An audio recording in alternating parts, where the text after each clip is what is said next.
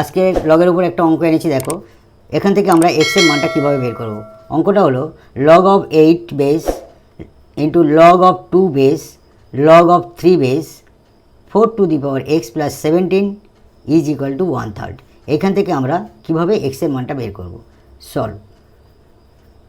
Solve করার আগে আমরা একটা সূত্র মাথায় রাখব, যেহেতু log of a base b is equal to x, অতএব আমরা এখান থেকে লিখতে পারি কি a to the power x is equal to b, অথবা আমরা এইটে আগে লিখব b is equal to a to the power x. আমরা এই সূত্রটাকে ফলো করে করব। দেখো কীভাবে করছি। তাহলে এইখানটা লগ অফ 8টা আমাদের ডান দিকে চলে যাবে। তাহলে আমরা এখান থেকে লিখতে থাকব লগ অফ 2 সেকেন্ড বন্ধনী log of 3 4 to the power x plus 17 is equal to 8।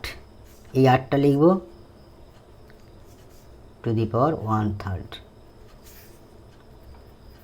অতএব লগ অফ 2 সেকেন্ড বন্ধনী log of 3 base 4 to the power x plus 17 is equal to 8টাকে ভাঙালে 3 আর 1-এ 3, এটা কেটে গেল 2, তাহলে 2 পড়ে থাকছে। অতএব আমরা এই 2টাকে ডান দিকে ট্রান্সফার করব।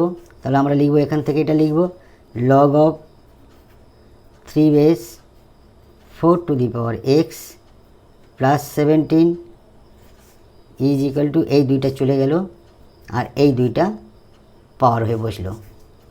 তাহলে অতএব একটা লাইন লিখে নিই আমরা log of 3 base 4 to the power x plus 17 is equal two 2 গুণ করলে আমাদের 4 হয়, 4 হলো। অতএব আমাদের এই 3টাকে ট্রান্সফার করব ডান দিকে। তাহলে আমরা এখানে লিখব 4 to the power x plus 17 is equal to 3 to the power 4। অতএব 4 to the power x plus 17 is equal to 4টে 3 গুণ করব, 4 মানে 4টে 3 গুণ হলে আমাদের হয় 81 হলো। এবার 17টাকে আমরা ডান দিকে ট্রান্সফার করব।